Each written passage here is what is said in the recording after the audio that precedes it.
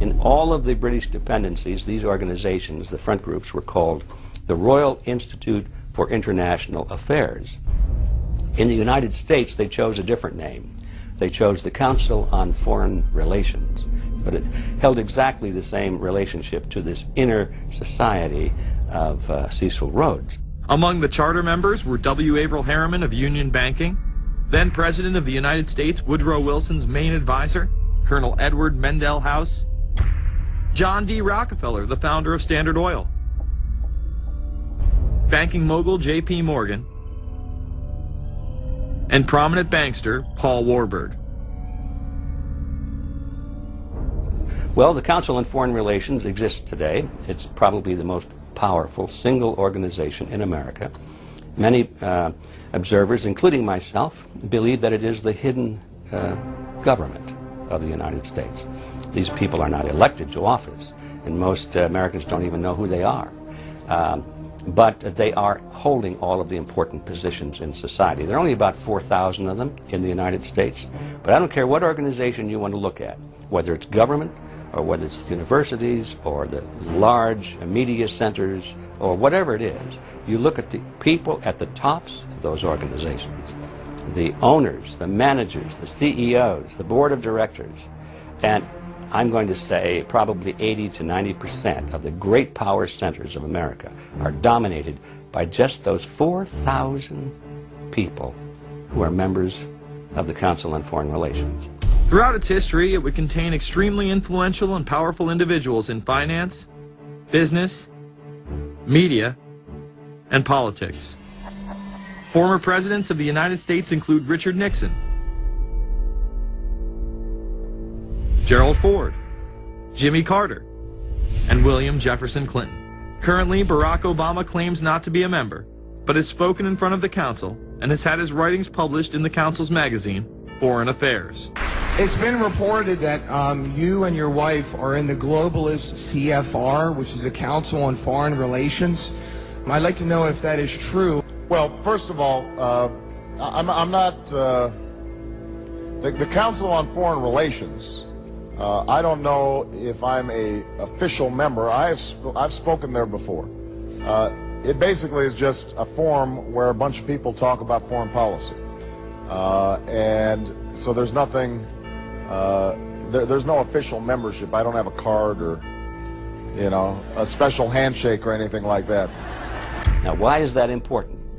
It's important because the avowed purpose of the Council on Foreign Relations is to create a new world order, a global government based on the model of collectivism.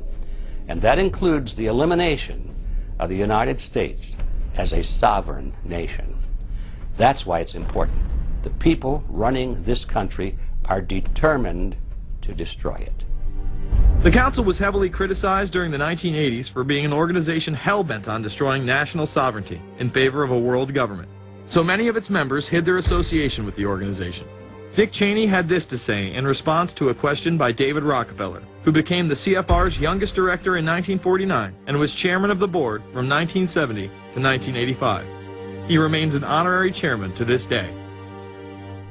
It's good to be back at the Council on Foreign Relations. As Pete mentioned, I've been a member for a long time and was actually a director for some period of time.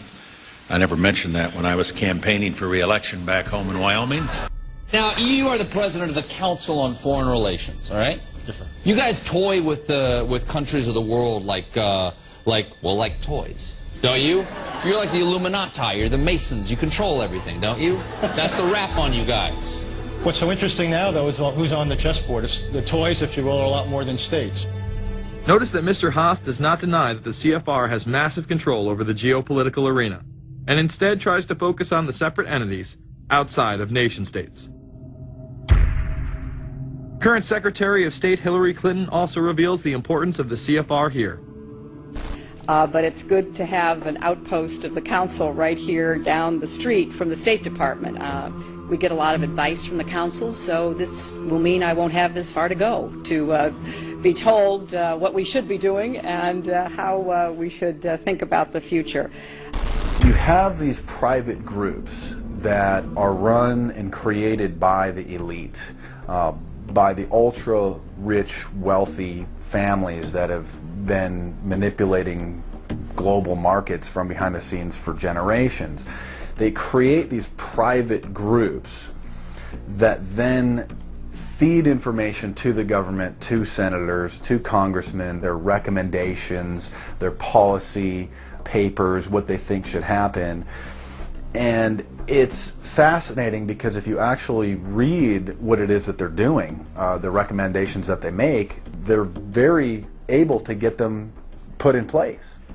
Discussions that are going on in these private groups are really talks that should be going on in Senate committees and in the halls of Congress, but they're happening with these ultra-elite groups that are then pushing their propaganda into the political mainstream, and then it's becoming enacted, it's becoming put into law. Still not convinced the CFR is promoting a new world order? Listen to what Leslie Gelb had to say upon leaving the New York Times to chair the organization as its president in 1993.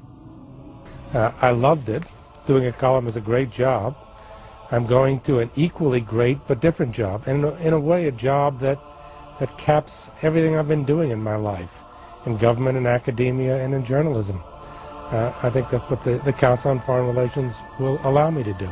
Well, you know, for example, you had me and 3 or 4 other folks on this show a few months ago to talk about the New World Order, right? Exactly. Right? Bob I talk about it, you, exactly. Right. I talk about it all the time. New World Order wants a global system where one small central authority of individuals can then dictate a policy that's going to be distributed down to the rest of the world, everywhere, in the smallest little town in the middle of nowhere in some remote country. I now think it's safe to say that the Council is extremely influential on the world stage and openly promote global governance. The Council and the globalists were able to take this agenda to the next level following World War II. The United Nations was born out of the ashes of this conflict. Unlike the League of Nations, the United States not only joined this organization, they championed it. First book I wrote was The Fearful Master, a second look at the United Nations. It was written at a time when it was not popular to be critical of the UN. I mean, the United Nations was viewed by almost everybody as our last best hope for peace. It was a means, we were told, to bring humanity together and put an end to war and live in peace and harmony and promote trade and all of these good things. I wish it were any of those things, but it's not. The original charter for the United Nations was drafted in San Francisco in 1945, and the United States became a permanent member of the Security Council, along with France, the United Kingdom, the Soviet Union, and the Republic of China. The process by which other nations' belief systems could be used to erode and eviscerate our Constitution and Bill of Rights had taken a giant leap forward.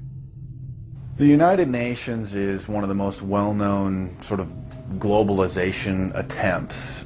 Its primary goal is to streamline all the governments of the world, to create a global council and to unify all the rules and all the regulations for the world. So it's essentially the precursor and an engine of this new world order. The United Nations is made up of all of the countries of the world, most of which are dictatorships of one kind or another. And you don't take a bunch of dictatorships and put them into a bag and shake it up and come out with a freedom-loving governmental unit. You come out with a global dictatorship. This was the public face of global governance. However, many other organizations have been birthed since. Even more suspect is a private group called the Trilateral Commission.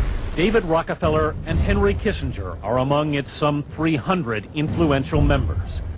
The Trilateral Commission, rich and powerful business and political leaders from Japan, Europe, and North America. The New York-based policy group was formed in 1973 by Chase Manhattan Bank Chairman David Rockefeller. In addition to Rockefeller, there are many other noted American members. Among them, economist Alan Greenspan, former Defense Secretary Harold Brown. George Bush was once a member but resigned last year before his unsuccessful presidential campaign. Back then, it wasn't politically wise to be aligned with what his party's right wing considered a shadow world government. The United Nations would take over America. The Trilateral Commission would control the world. Just look at its membership, they say. Current and former members include Presidents Clinton, Bush, and Carter.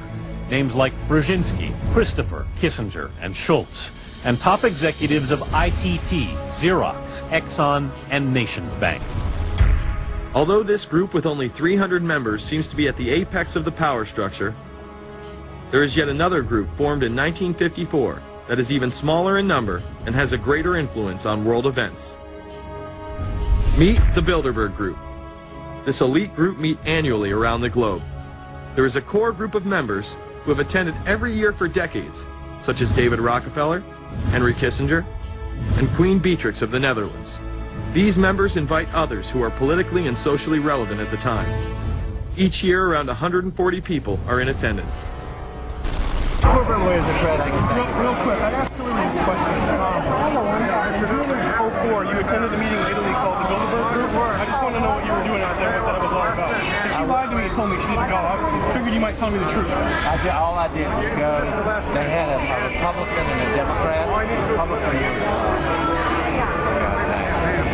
I gave like a 20-minute talk on the presidential election. Did it have anything to do with being John Kerry's running mate? Did they talk about that at all? No, because I wasn't his running mate.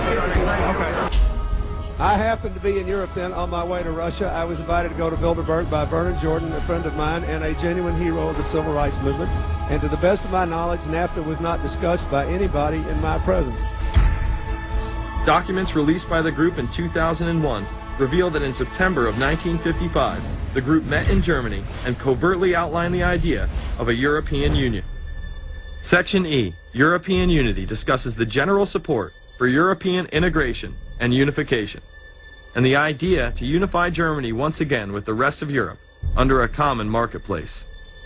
Belgian Viscount and current Bilderberg chairman Etienne Davignon told the EU Observer in 2009 that the next Bilderberg meeting could improve understanding on future action in the same way it helped create the euro in the 1990s. This illustrates the patience, vision, and reach of this organization. It was able to promote and establish both a European Union and a European currency over the course of just under 40 years, incrementally. One of the things that the elitists discussed back at the turn of the century when they were talking about how do you convert the United States into a collectivist system was the fact that you can't do it quickly. You have to let people get used to it incrementally, because any major change would be rejected. The 1957 Conference of Rome, where the Common Market Treaty, providing for free trade in all products, was at last signed. 6 nations, France, Germany, Italy, Belgium, Holland, and Luxembourg, agreed to remove all mutual barriers to trade within 12 to 15 years, the embryo of a political union which they proclaimed to be their ultimate objective. In that fashion, it's possible for people to get used to this process and even to think it's a good thing. People will accept the gradual growth of government, the gradual loss of their purchasing power. They'll accept almost anything if it's done gradually, and we have to be very alert to that. 2008 and 2009 attendees include World Bank President Robert Zoellick, Treasury Secretary Timothy Geithner, former head of British Secret Intelligence Richard Dearlove, Donald Graham, CEO of the Washington Post, CNN host and author of The Post-American World, Fareed Zakaria, and many other giants of business, politics, and media. You just came back from meeting with the Bilderberg Group. The Bilderberg Group are, you know, when people who are conspiracy theory people, they send me mail, it's usually about the Bilderberg Group. And I get these books on my front door, which I'm uncomfortable with. And it's all about the Bilderberg, like they're the modern day Illuminati. Are you a member of the Bilderberg Group? I don't think we're supposed to talk about this. Many have identified them as the kingmakers, the puppet masters that pull the strings behind the scenes. Perhaps there is no better example of this than what occurred during the 2008 conference. Immediately after Obama had been selected as the Democratic presidential nominee, the pressure was on to choose a running mate. We've put together a committee. We are going to be equally deliberative in how we move forward. And we're not going to do it in the press, and we're not going to do it through surrogates. He then tricked the press corps into staying on the plane as it took off from Washington. He was whisked away to an undisclosed location.